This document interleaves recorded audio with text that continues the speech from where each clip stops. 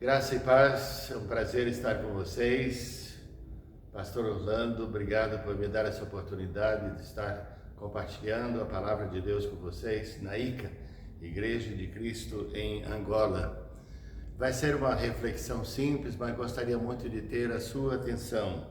Que Deus nos abençoe, que Deus, na sua graça e bondade, então nos alcance. Eu quero falar sobre a vida vitoriosa de discípulos de Jesus. Nós começaremos, não vou ler 1 de João, aliás, o Evangelho de João, capítulo 1, versículos 1 a 4, mas vou ler o versículo 10 do capítulo 10 do Evangelho de João, que diz que o ladrão vem somente para roubar, matar e destruir. Eu vim para que tenham vida e a tenham em abundância. Então, o propósito de Jesus para nós, discípulos dele, é que tenhamos vida e vida em abundância. Então, isso é um viver vitorioso do discípulo de Jesus. Para um viver vitorioso, é indispensável saber quem é o verdadeiro Deus, mas não é suficiente. O diabo sabe muito bem quem é o verdadeiro e único Deus. A nossa vitória está exatamente no crescer no conhecimento de quem Deus é. Não apenas quem é o verdadeiro Deus, mas crescemos dia a dia no conhecimento e no relacionamento de quem Deus é. Nós fomos criados por Deus com livre-arbítrio. Cada ser humano tem o livre-arbítrio para uma prazerosa, santa, frutífera, dinâmica e perene comunhão, interação, comunhão vertical e horizontal, relacionamento, tanto relacionamento vertical, que é relacionamento com Deus, como também o relacionamento com o próximo. Mas Adão e Eva usaram mal o livre-arbítrio e cederam à tentação. E todo ser humano está sujeito à mesma coisa. A tentação e a tribulação não vem de Deus, vem da desobediência de cada um de nós. Deixa eu repetir isso. A tentação e a tribulação não vem de Deus, vem da desobediência de cada um de nós. A desobediência é a quebra de princípios divinos, mesmo que por ignorância, mesmo quando não sabemos que desobedecemos, mas tem as suas consequências. Usar o livre-arbítrio é um fator determinante do bem ou do mal. Ouça isto, quero repetir. Usar bem o livre-arbítrio, o uso do livre-arbítrio é um fator determinante do bem ou do mal. Então nós precisamos aprender a usar o livre-arbítrio. O mau uso do livre-arbítrio leva ao afastamento de Deus e resulta em ruína moral, física, emocional, relacional e espiritual. Texto importante para esse assunto, Isaías 59, versículos 1 e 2, que diz-nos assim: eis que a mão do Senhor não está encolhida para que não possa salvar, nem surdos seus ouvidos para não poder ouvir, mas a vossa iniquidade fazem separação entre vós e o vosso Deus, e os vossos pecados encobrem o seu rosto de vós, para que não vos ouça. E a tendência humana, a tendência do ser humano é culpar os outros pelo que se faz de ruim. Todos nós temos essa tentação. É como se fosse para justificar o nosso erro, os nossos erros, nós queremos achar em quem culpar. Então a tendência humana é culpar os outros pelo que se faz de ruim. Cada um é responsável pelo seu próprio papar. Eu quero a sua atenção, pelo papar próprio. Papar pensamentos, atitudes, palavras, ações e reações. Meus amados, preste atenção nisso. Se queremos vitória na nossa vida, no nosso caminhar com Deus, nós precisamos não culpar os outros pelos nossos pensamentos, pelas nossas atitudes, pelas nossas palavras, pelas nossas ações e pelas nossas reações. Nós precisamos assumir responsabilidade. E então, para que você não esqueça, é ter responsabilidade com o nosso papar. Pensamentos, atitudes, palavras, ações e reações. O culpar os outros pela nossa prática de coisas ruins, é o uso errado do nosso papar. Quando culpamos os outros pelas coisas ruins que fazemos, então nós estamos cometendo grande erro. E isso impede o nosso reconhecimento, a nossa confissão e o nosso abandono do pecado. Então nós precisamos assumir a responsabilidade diante de Deus pelo nosso papar, para que assim o Espírito de Deus nos ajude no nosso cotidiano a vencer essa realidade humana, da tentação humana, para estarmos no propósito de Deus. Sem reconhecimento, sem confissão e sem abandono do pecado, não há perdão e nem restauração da comunhão com Deus. E todos nós estamos sujeitos tanto a cometer pecado.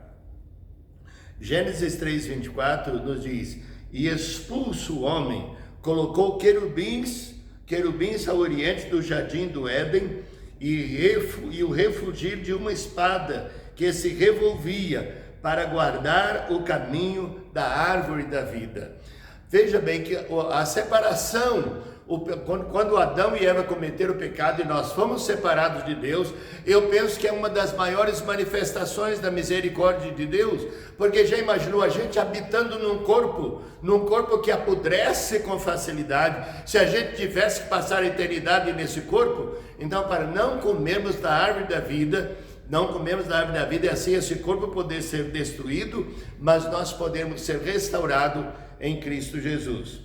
As tribulações nos fazem sentir e reconhecer o quanto somos carentes da presença de Deus, que é poderosa, é santa, é consoladora, é transformadora e encorajadora, para vivermos a vontade de Deus no nosso cotidiano, incircunstancialmente. O salmista, no Salmo 119, versículo 67, diz: antes de ser afligido, eu andava errado, mas agora eu guardo a tua palavra. Ele está falando com Deus. Então, passar a louvar o Senhor quando vem tribulações e nós avaliamos o nosso papar, reconhecemos, confessamos e abandonamos os nossos erros, nós temos a possibilidade de também poder dizer: antes de ser afligido, andava errado, mas agora eu guardo a tua palavra, Senhor. Também o Salmo 119, verso 71, foi-me bom ter eu passado pela aflição, para que aprendesse os teus decretos, Senhor.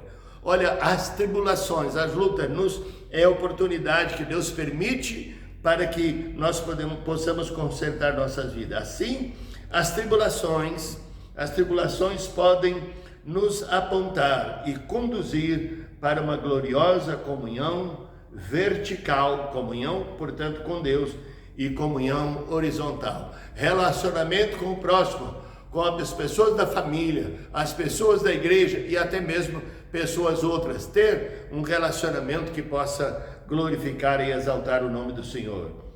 Jesus Cristo é o meio, é a motivação, é a inspiração e é o padrão para a restauração da vida como planejada pelo Criador. Jesus é em nós, pelo poder do Espírito Santo. Jesus é o nosso modelo, a nossa inspiração, o nosso meio, a nossa motivação, a nossa propulsão para o ser e fazer discípulo de Jesus. Me permita repetir isso, veja bem. Jesus é em nós, pelo poder do Espírito Santo. Oh, glória a Deus. Ele é o nosso modelo, Ele é a nossa inspiração, Ele é o nosso meio, Ele é a nossa motivação, Ele é a nossa propulsão quanto ao ser e ao fazer discípulos de Jesus. Não vejo possibilidade de ser verdadeiros discípulos se não estamos procurando fazer discípulos de Jesus. Mas também não vejo que estamos fazendo discípulos, não vejo como fazer se nós não estamos sendo discípulos de Jesus. As 4 principais virtudes cristãs, quero atenção para isso, as 4 principais virtudes cristãs são recursos indispensáveis, recursos divinos indispensáveis para vencermos as tribulações. Quais são essas 4 principais virtudes que nós mais precisamos desenvolver, viver, praticar e ensinar os outros?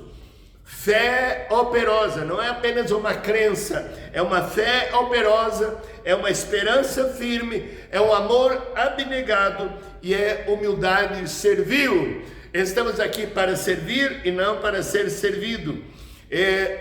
O texto que fala dessas 4 virtudes, 1 Coríntios 13:13, fala do amor, fé e esperança.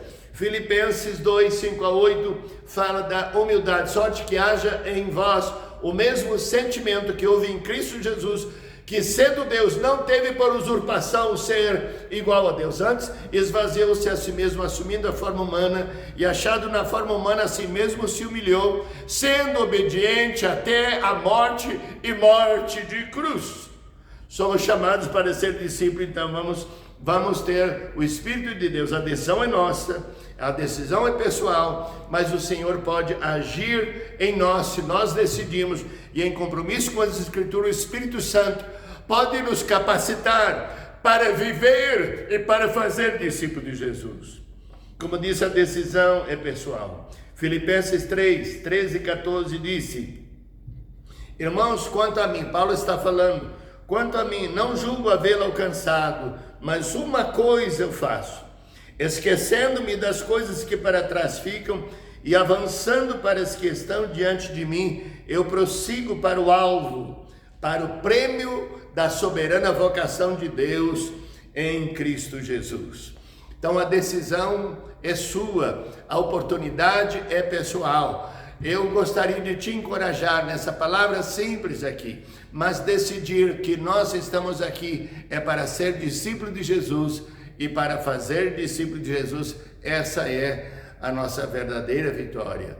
Que você tome a sua decisão, que o Espírito Santo te ajuda, que o Espírito Santo te capacite para isto, e lutas não vão faltar, tribulações não faltam. Os discípulos de Jesus, os apóstolos, com exceção de João, todos foram executados. João morreu exilado na ilha de Patmos, já bem velho, mas morreu exilado na ilha de Patmos. Então, não são as tribulações, não são as dificuldades que nós precisamos tomar decisão, e no nosso cotidiano estamos crescendo no ser e no fazer discípulos de Jesus. Que Deus te abençoe muito e esteja preparado para a nossa própria mensagem que desejo compartilhar com você.